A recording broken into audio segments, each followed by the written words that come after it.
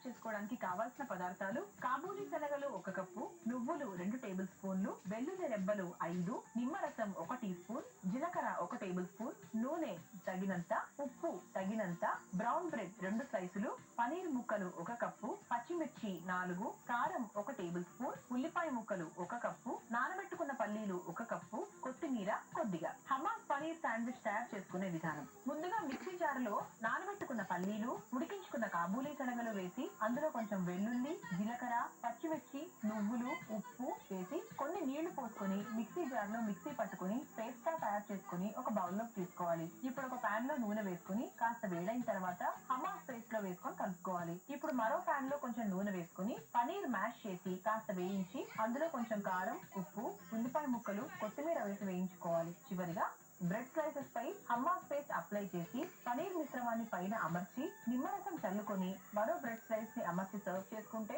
ఎంతో రుచికరమైన హమ్మాస్ paneer sandwich ready.